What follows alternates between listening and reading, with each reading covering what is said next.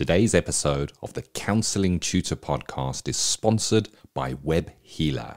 You're a counsellor in private practice and you need a website, or you've got an existing website which you need help with. Web Healer are offering Counselling Tutor Podcast listeners, that's you, £100 off the cost of a website design and build. Now, Web Healers specialise in websites for counsellors and psychotherapists. It's what they do. And the Web Healer team provide a completely non-technical, done-for-you solution, leaving you to focus your time on your clients. Operating for 20 years, Web Healer are a trusted resource amongst counsellors when it comes to getting your practice online. So get the package details and claim your £100 off coupon for your new website by going to counsellingtutor.com/website. That's counsellingtutor.com/website. Welcome to the Counselling Tutor Podcast, the must-listen-to podcast for students of counselling and psychotherapy. Here are your hosts, Rory Lees-Oakes and Ken Kelly. Hi, I'm Rory, and with me, as always, is Ken. How are you doing, Ken? Exceptionally well, so grateful to be here. Thank you for asking, Rory. And Rory and I hope that you are well too. You've joined us for the Counselling Tutor Podcast. It is episode 258, and we've got 3 topics that we're going to be discussing today, starting with that theory and practice, where we take a little bit of theory and we look at how does that present itself and come alive in the practice of being a counsellor or a psychotherapist. And today, we're going to be speaking about a theory on psychological contact. We're then moving on to practice today, where we look at something contemporary, something that comes up in our day-to-day running of a practice that people might be talking about from our Facebook group. And today, touch in therapy is what we're going to be speaking about. And then into Practice Matters, which is the CPD section of the Counselling Tutor Podcast. And we have one of our seasoned lecturers, Sally Ann Armitage, who is going to be speaking about managing risk, a really, really important topic. So lots to look forward to in episode 258. But starting us off, Rory, with that theory and practice and that psychological contact. What is it?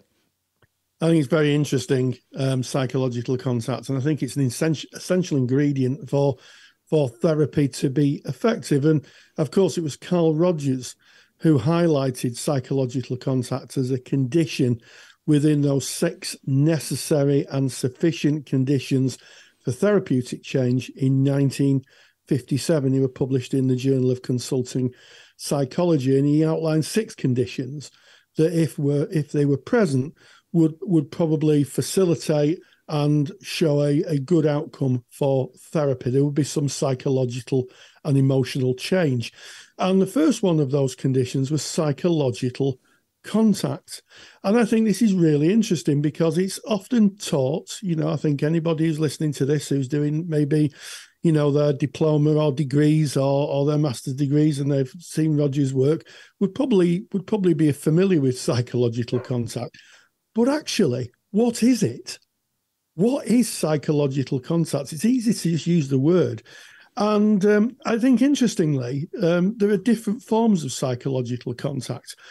And I think the first one is that the client understands where they are and what they've come for.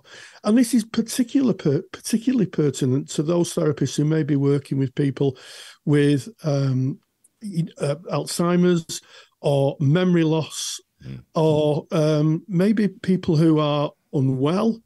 They may have mental health issue, which makes them unwell. Or, and this is sometimes really missed, I think, language. Yeah. It may be that somebody turns up to therapy and they don't speak your language, in which case you cannot facilitate psychological contact, Ken. Yeah. I like how you've described it. And for me, psychological contact is, do they get it? Do they know why they are here and what process they're entering into? And one of the things we learn when we start our counselling training is that you can't be sent for counseling. You need to feel within yourself, this is something that I want to look at. This is something that I want to work at. And now is the time, and I'm going to go and I'm going to speak to somebody about this. That person is ready for psychological contact. They're there because they want to be there and they understand what the process is. If somebody is sent and they're sat there going, well, I don't really want to be here, that you're not going to have that psychological contact. There's a blockade, there's a barrier between you and that person. So there's that integration of both of you within the process of why you are here. And you mentioned some of the things that might impair or impede that psychological contact. And I'd like to add to that, use of certain medications can impede psychological contact. And of course, use of alcohol or recreational drug usage may lead to impaired psychological contact, where the person is not 100% there. They're not their full selves, and they're not there to be integrated within the session. And the theory that you kind of mentioned of Carl Rogers suggests that psychological contact is one of those conditions that is necessary. It has to be there. Without the psychological contact, we're not going to have that therapeutic process for that client. So we need to, I guess, look out for, do we have psychological contact? Is that person there willingly and wanting to be there to work on what they're bringing? Are they impaired in any way from any kind of drug or alcohol usage? I think that's what we're looking out for. Yes, and I think there's one other that is sometimes completely missed, Ken. Absolutely completely missed. And that is cultural awareness. I think that we're living in a modern age now where we live in a multicultural society.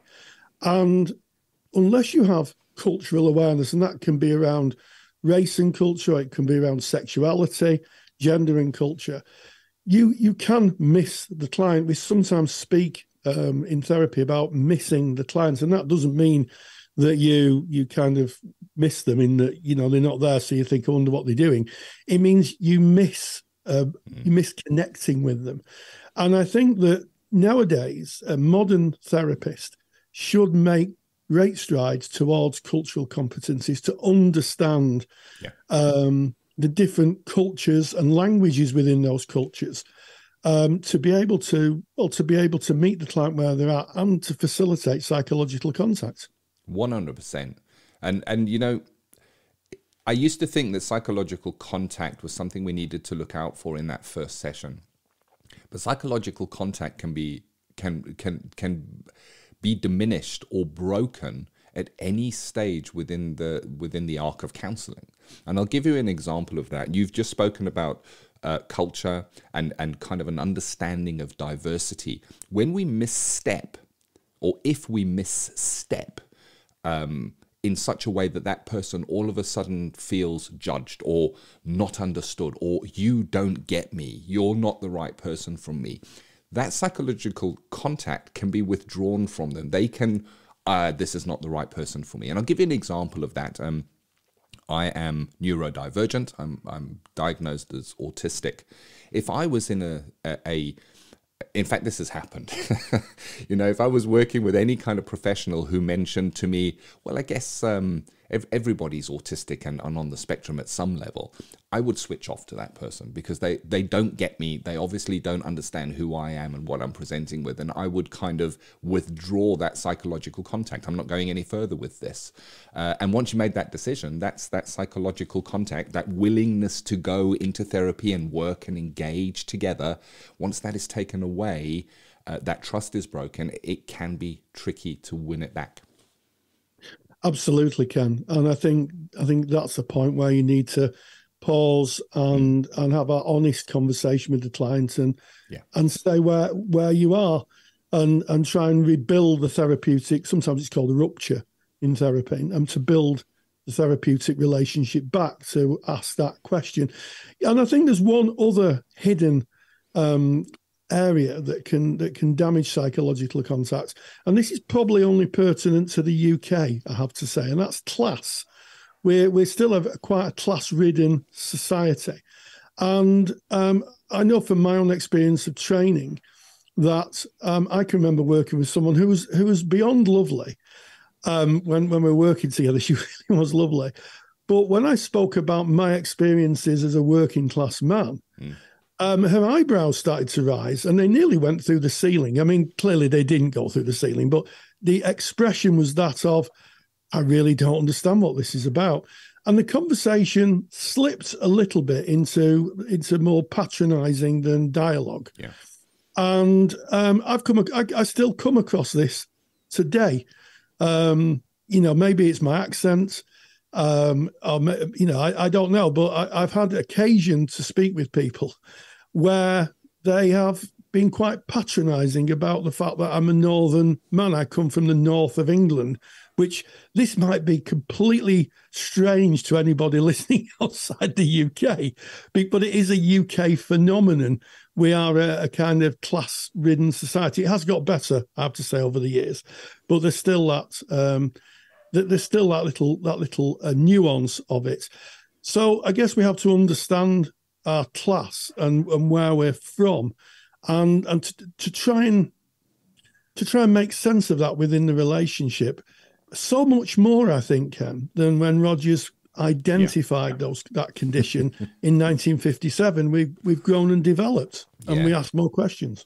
I think you hit the nail on the head in identifying it as needing to be there for therapy to take place. But it's interesting how we've kind of grown that area, and it's another example that I can think of is maybe I'm just going to use an example of a female presenting for therapy and then being given a male counselor, and maybe they didn't want a male counseling. Maybe there's parts of their journey that they can't share or don't feel comfortable to share with a male counselor. They find themselves there going in because they want that therapy, and then finding themselves with somebody that is not a fit for them.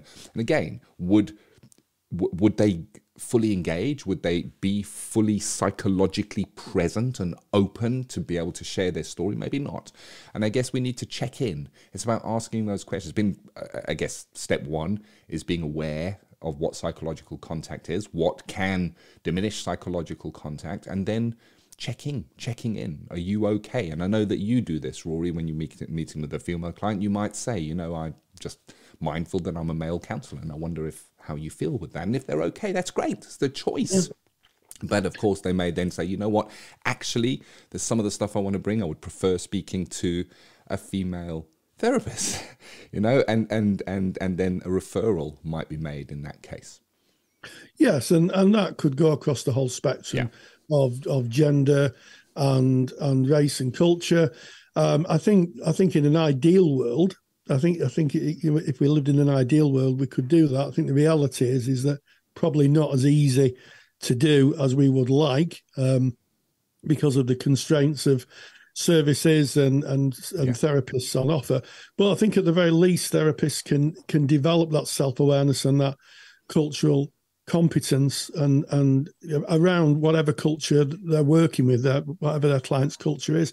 And I think I'd like to make one final observation.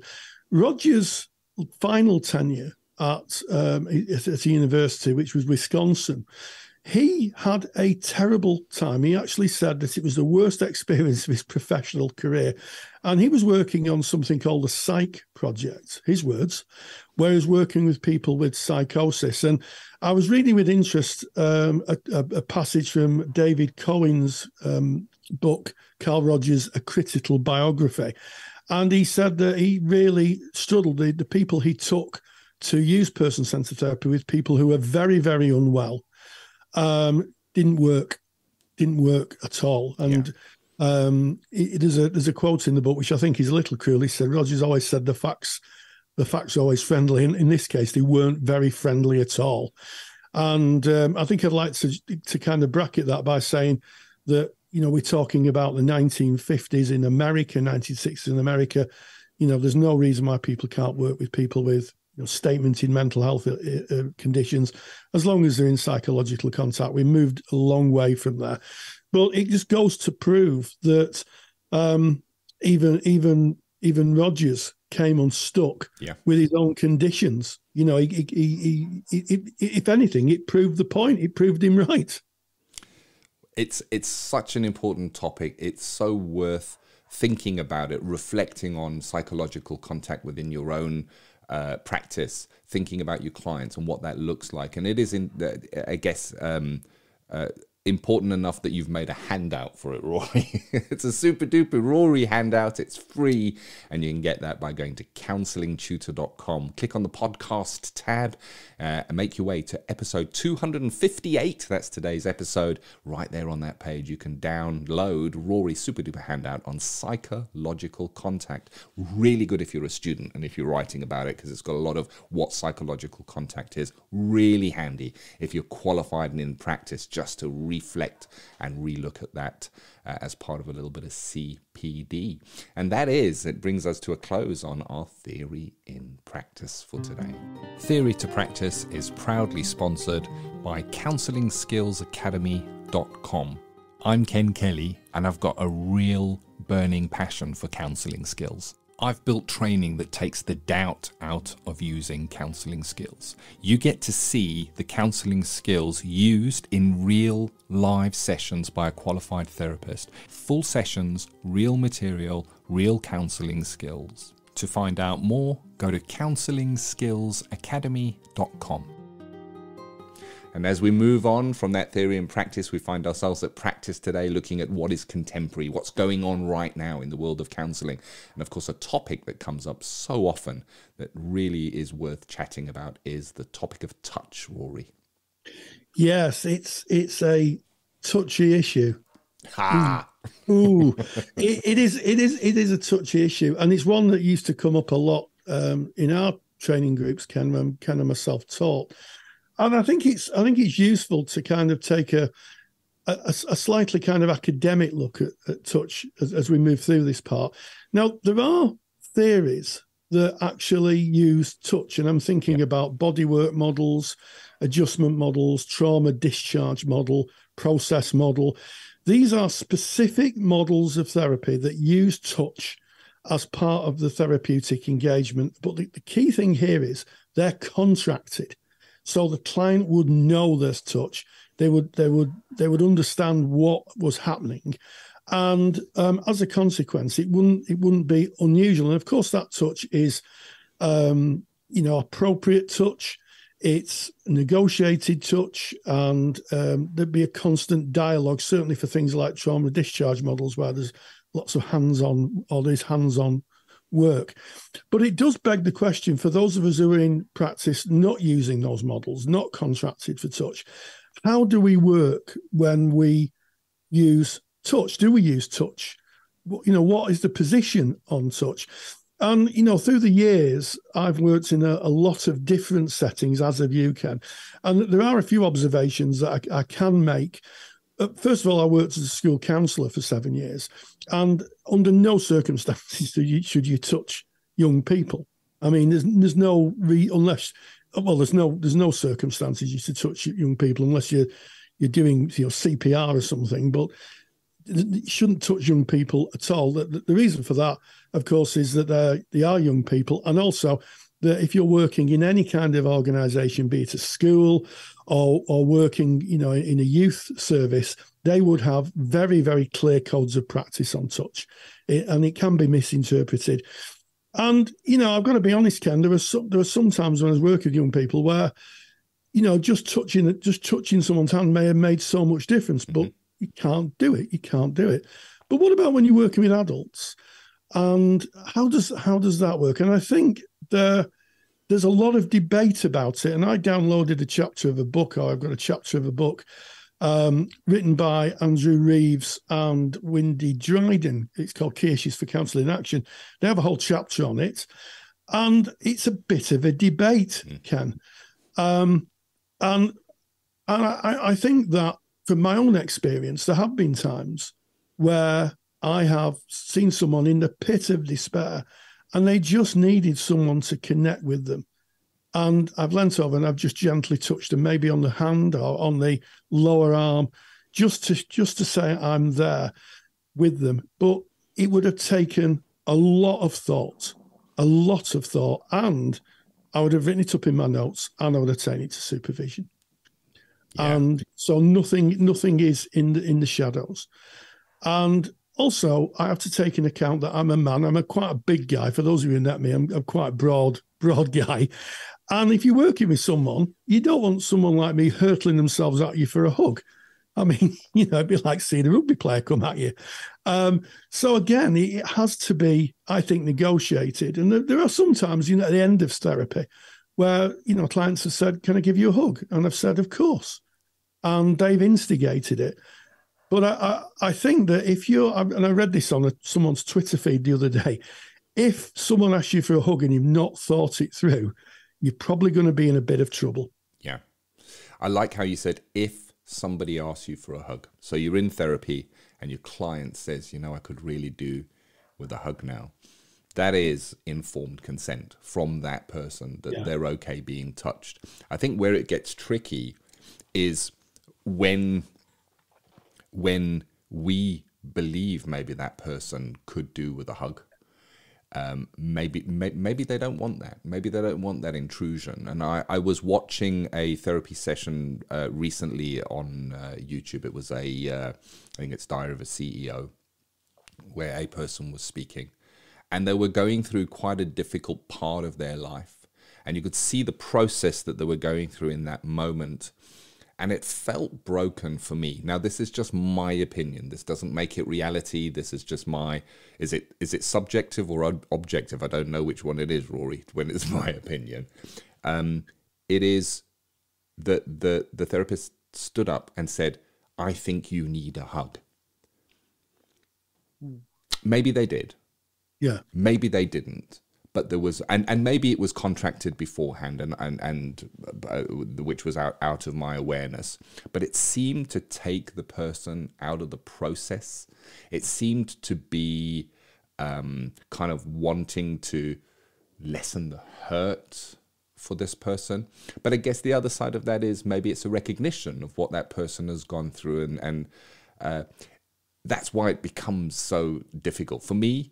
As a neurodivergent person, I don't like touch unless it is invited, unless I know about it. And then the touch needs to be a certain way. It needs to be hard. It needs to be, I don't like very gentle touch. It's almost painful for me, gentle touch. So leaning over to me in a session and gently touching my arm would pull me completely out of where I was, and I would be 100% in the sensation that I was feeling in my body. So I think it's about your contract, working with the person beforehand. And I like how you said, Rory, when you find yourself in a situation where the person asks for a hug and you haven't gone through this process of thinking, that's when on the spot, don't I? Is it appropriate? Is it not appropriate? And of course, touch is two ways. It may be that the client stands up after the session and opens up their arms, inviting you in for a hug. What do you do? What do you do in that situation? Have you thought about it? Have you spoken to your supervisor about it? And I certainly did, because I find hugging and touch uncomfortable for me. I needed to take that to supervision and work on it and look at it. There's for me, hell is a family get together where everyone's going, oh, hello, and hugging one another and all the kisses. I just want to go and stand outside until all that's over, to be honest with you. You'd be stood outside with me, Ken, because I don't like faux air kissing or all this kind of flowery touching where someone takes you by the shoulders and kisses the air either side of you. Maybe that's because I'm a working class man. Going back to our last topic, tying it together. I like it. There's my stereotypical prejudices being rolled out for everybody to hear. And yes, you're absolutely right. And I also think that we cannot dismiss transference in this, because if you're wanting to hug someone, if you don't know yourself well enough, and you think, oh, this client needs a hug, it might be that actually you're seeing a lot of your life experience being played out in the client's narrative. And actually the hug isn't for them, it's for you. You're kind of hugging yourself. Bingo. Yeah. Absolutely. which is why I think, personal therapy can be useful in training to understand your own processes and to really do that work of personal development.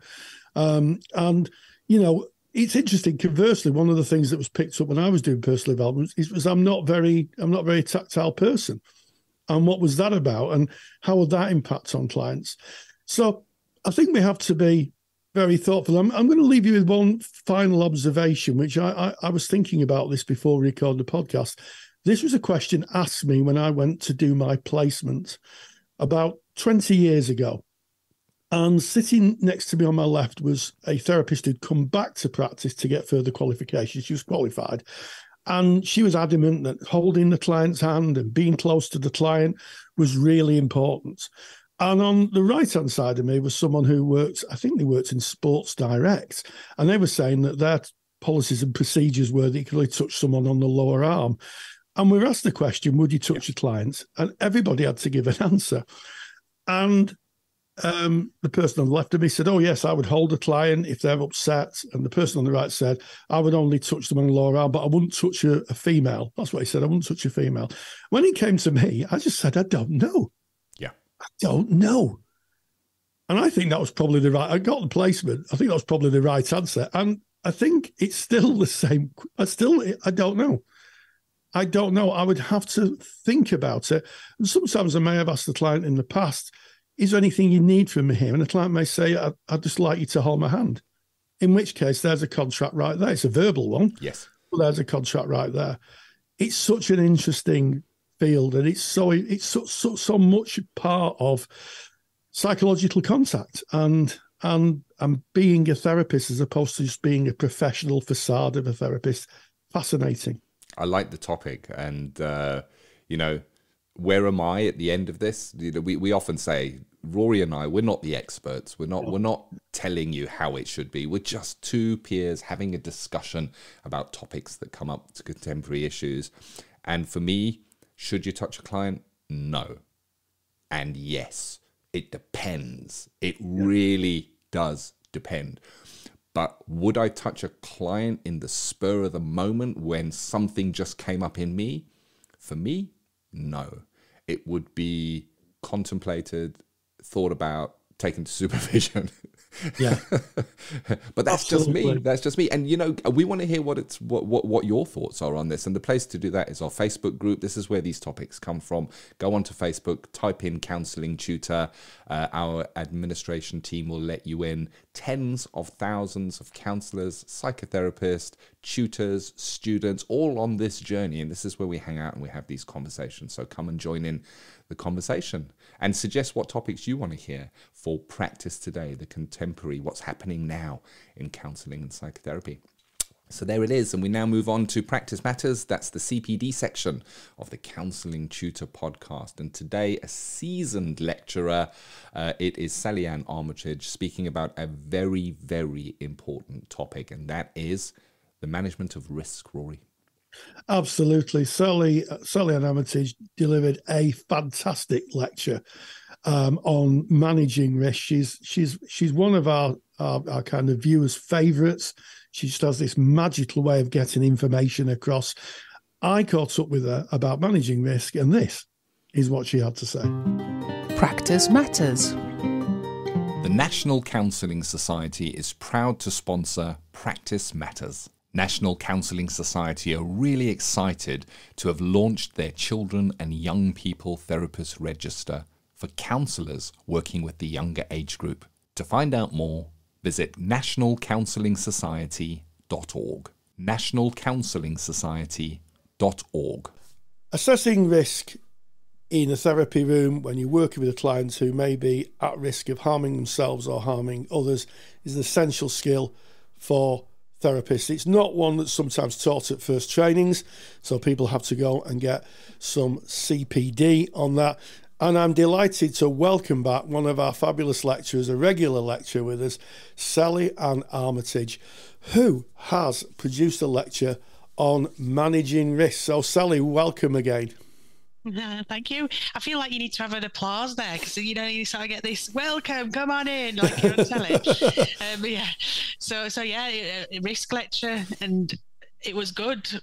like we were talking about before the camera came on, it was tons and tons of people came to see it. So I wasn't particularly expecting that. So there is a need for people to find out about risk. And just to give a little bit of context on this, we made this lecture as a open lecture that people could come and see. And for those people who came to the open lecture, there was a huge amount of attendance and a huge amount of positive feedback.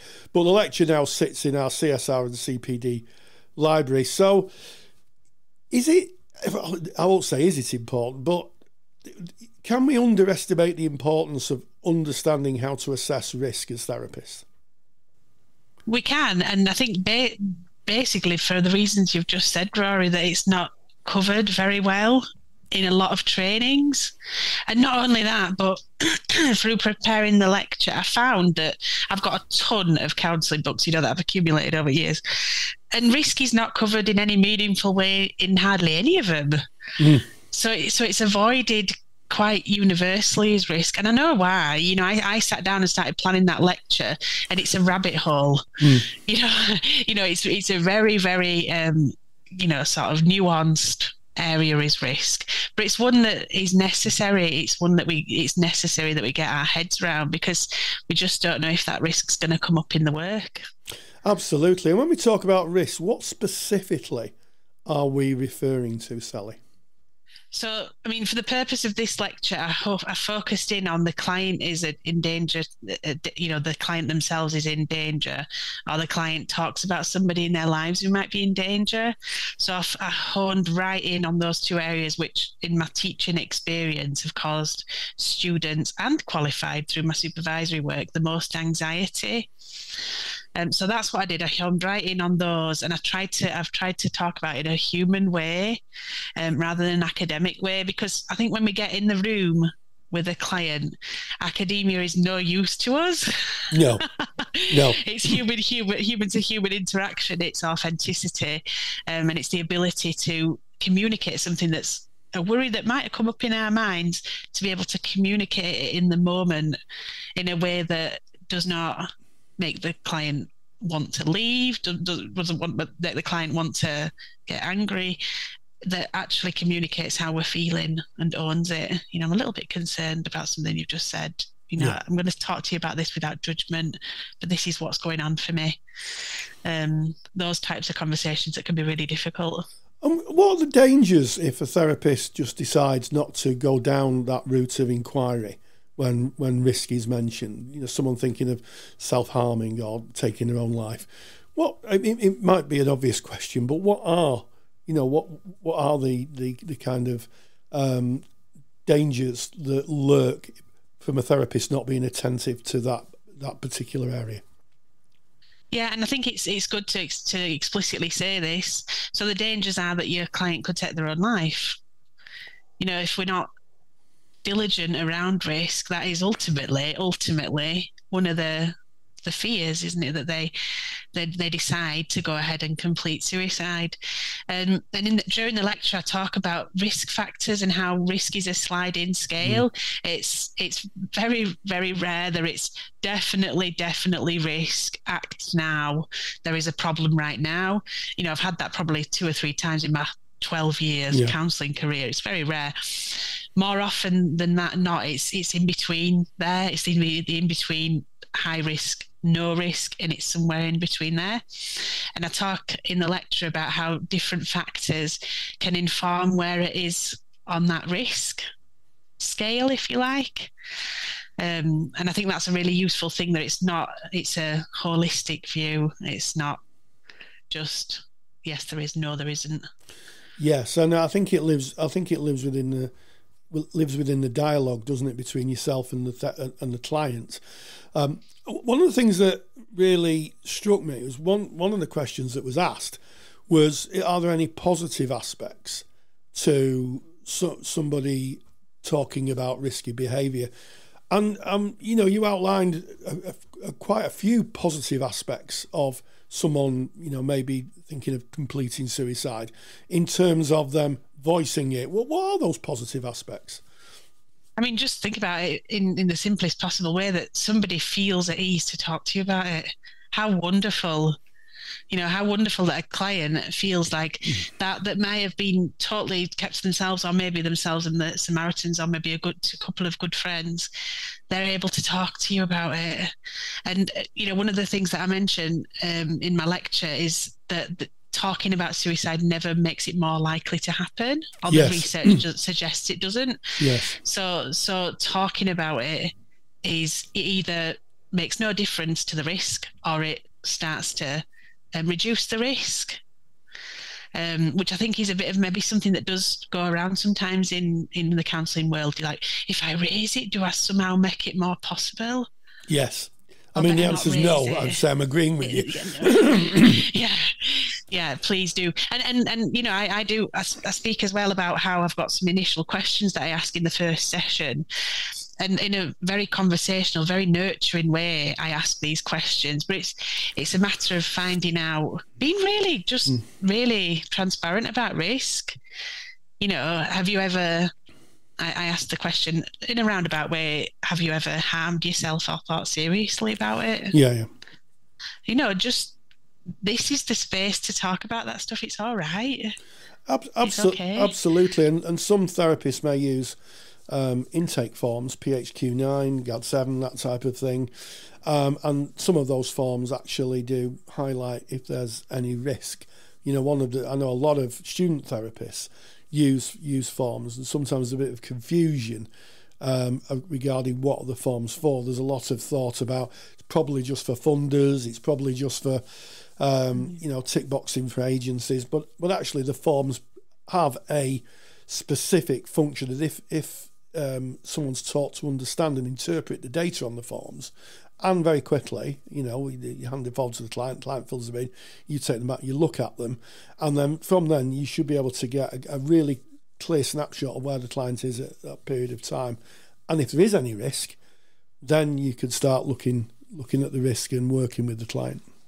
Yeah, and those forms are a very quick way to get to that information that doesn't require the client to somehow create sentences and create the words to describe how much things have been difficult for them. And also it's about couching it, isn't it? You're not like, so I'm going to start with this questionnaire, so I want you to take your time with this. You know, it's quite an important document. You know, you're not doing that. You're not like, whoa, hang on a minute, this is that. You know, you say, please don't overthink this. It's really just to give me a real snapshot. You know, don't worry too much about it. It's only me that's going to see it, and just be really transparent about it.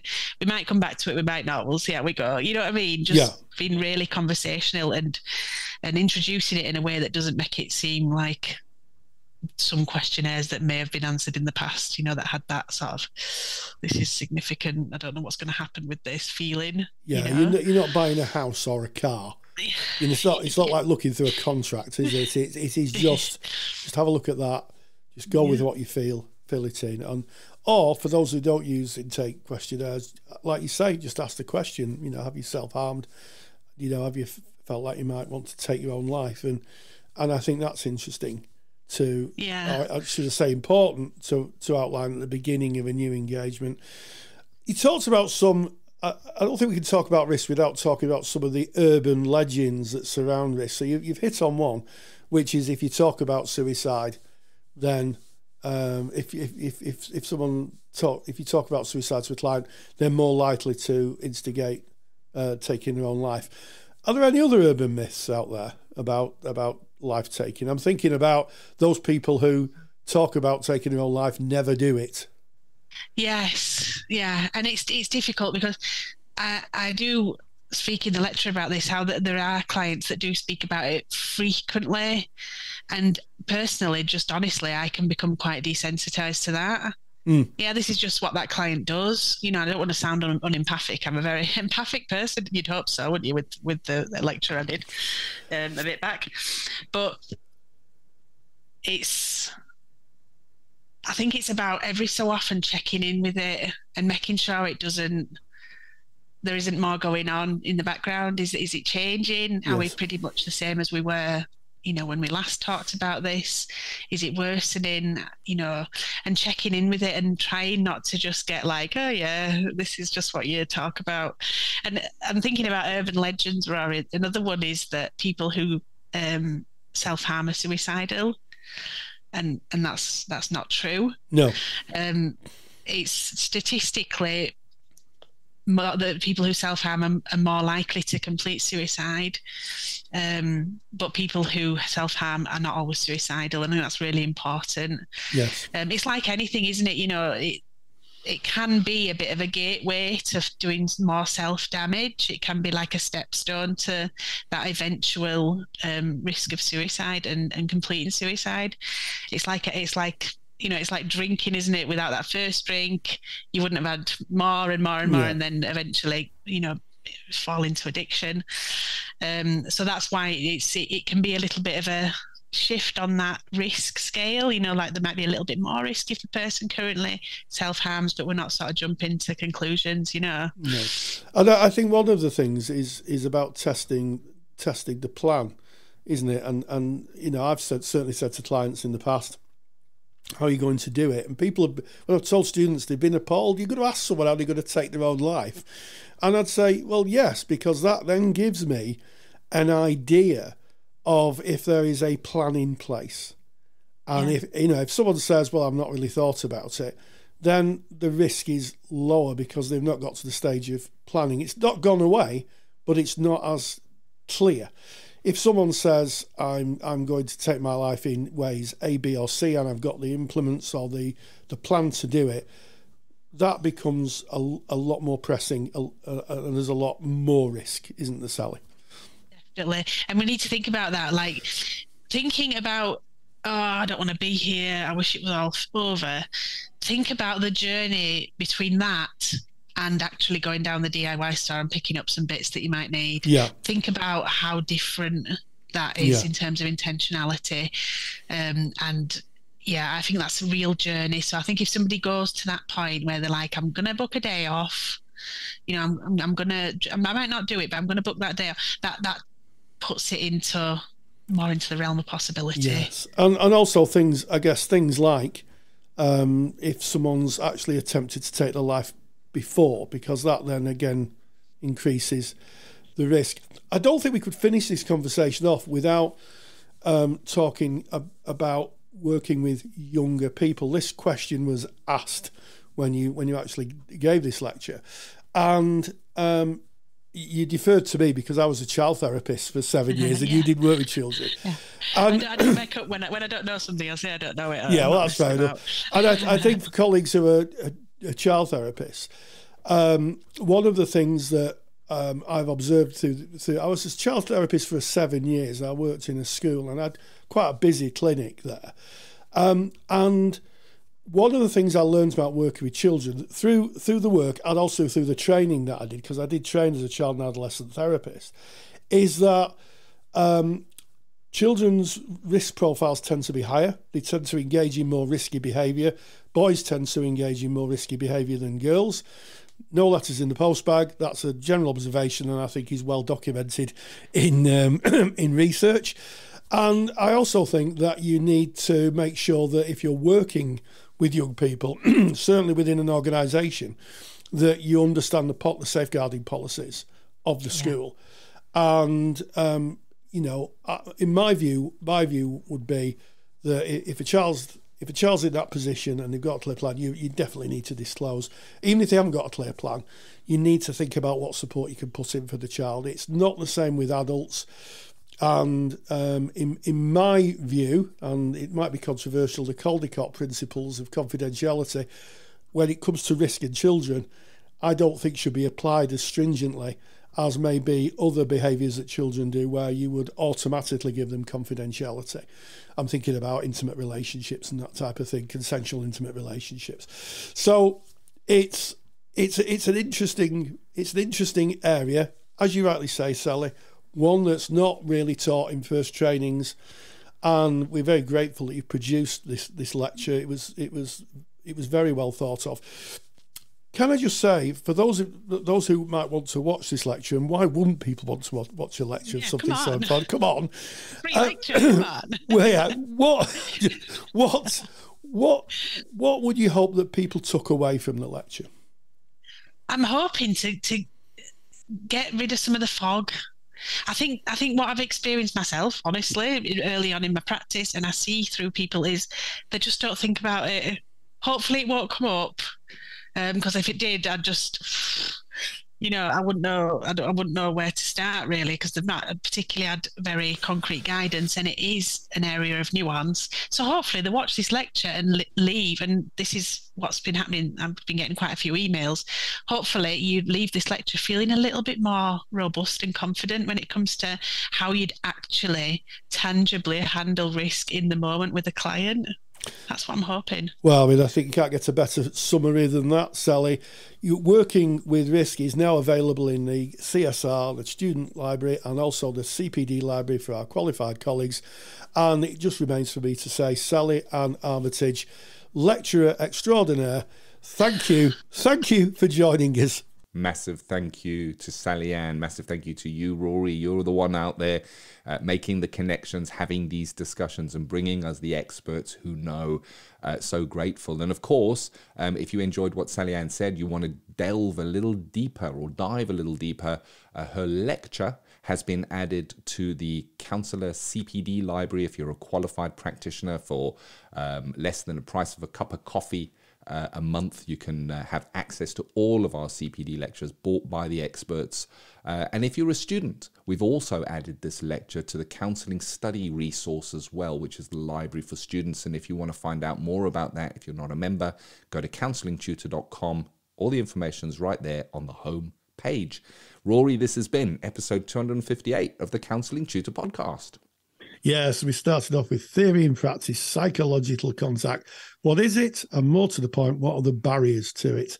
We moved into practice today, and we touched on the subject of touching therapy, and what we have to think about, what we have to consider, and also thinking about our own motivations. And then finally, in Practice Matters, I caught up with Sally Ann Armitage talking about managing risk in therapy.